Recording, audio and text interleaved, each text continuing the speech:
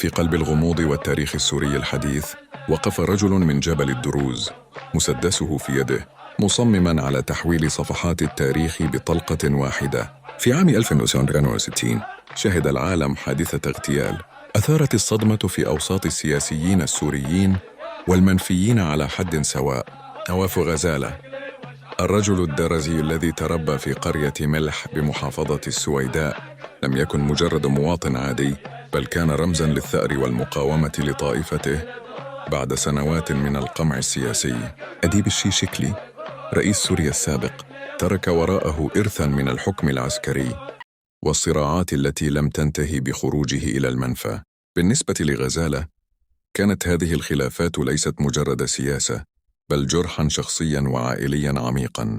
اقترب غزالة منه بينما كان يعبر الجسر بين مدينتي سيريس وريالما، وتبادل معه بضع كلمات قبل أن يطلق عليه 5 رصاصات من مسدسه. وقد كان هذا انتقاماً لحملات الشيشكلي على جبل الدروز التي تكبدت فيها عائلة غزالة أكبر عدد من الضحايا، مكتملاً بذلك الفصل الأكثر إثارة في حياة الاثنين.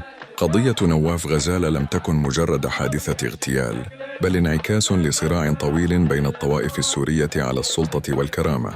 اليوم وبعد مرور عقود ما زال اسمه يثير الجدل بين من يراه بطلاً دافع عن مجتمعه وبين من يراه منفذاً لجريمة سياسية هزت التاريخ السوري.